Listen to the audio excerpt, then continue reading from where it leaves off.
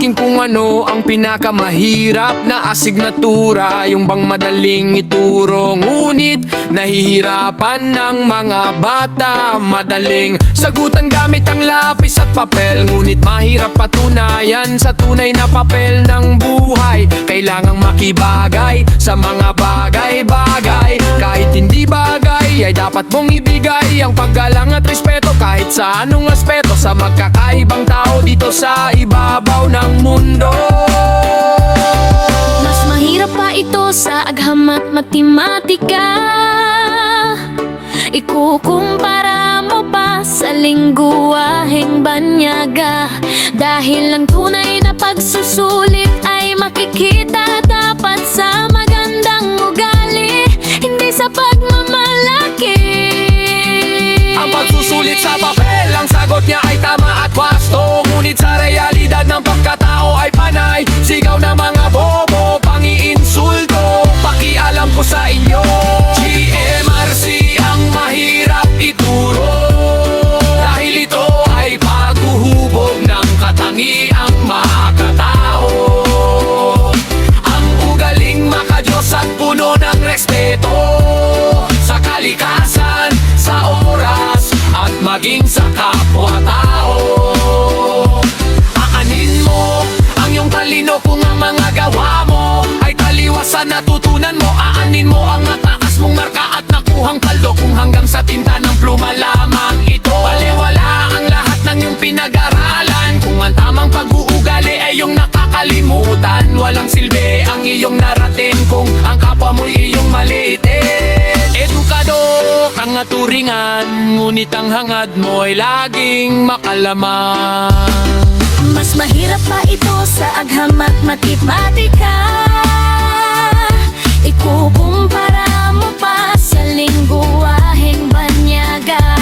Dahil ang tunay na pagsusulit ay makikita dapat sa magandang ugali, hindi sa pagmamalaki. Ang pagsusulit sa papel, ang sagot niya ay tama at wasto, ngunit sa realidad ng pagkatao ay panay. Sigaw ng mga bobo, pangiinsulto, pakialam ko sa inyo. GMRC ang mahirap ituro, dahil ito ay paghuhubog ng katangiang makatao. Ang ugaling mapadyos at puno ng respeto sa kalikasan, sa oras, at maging sa kapwa-tao.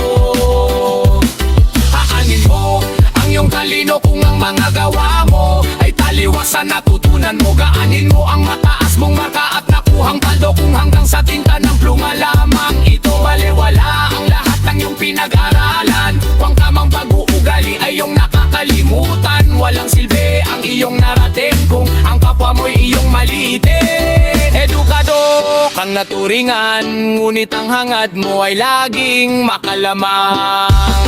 Mga magulang, halika at tayo ay magtulungan upang ating ituwid ang mga kabataan. Ibalik natin ang magagandang asal at kulturang Pinoy na nakaugalian. May respeto, paglinga, paggalang na dapat ay dala nila mula sa tahanan pa lamang. Madali na lang sa kanilang magmahal sa kapwa kung ang puso at isip nila ay may bahid na ng disiplina.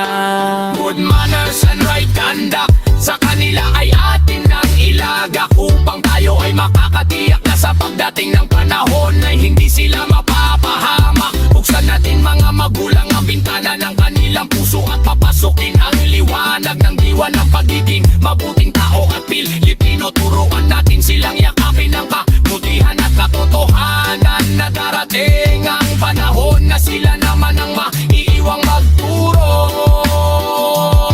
sa sarili nilang tahanan. Mas mahirap pa ito sa agham at matematika. Ikukumpara mo pa sa lingguwaheng banyaga. Dahil ang tunay na pagsusulit ay makikita dapat sa magandang ugali, hindi sa pagmamalaki. Ang pagsusulit sa papel, ang sagot niya ay tama at wasto, ngunit sa realidad ng pagkatao ay panay. Sigaw ng mga bobo, pangiinsulto, pakialam ko sa inyo.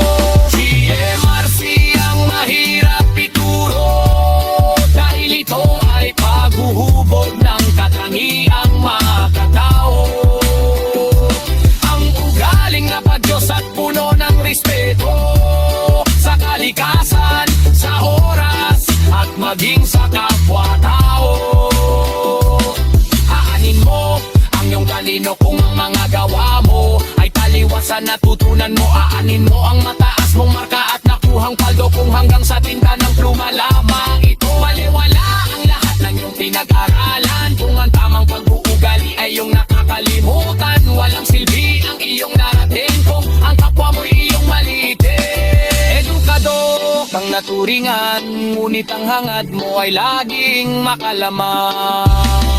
Mas mahirap pa ito sa agham at matematika.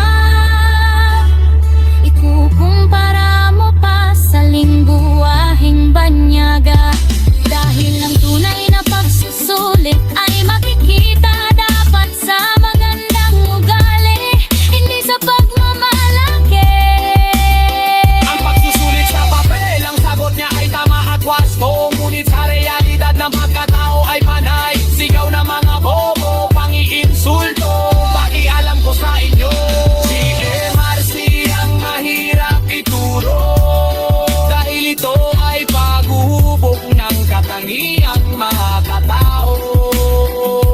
Ang ugaling makadiyos at puno ng respeto sa kalikasan, sa oras, at maging sa kapwa-tao.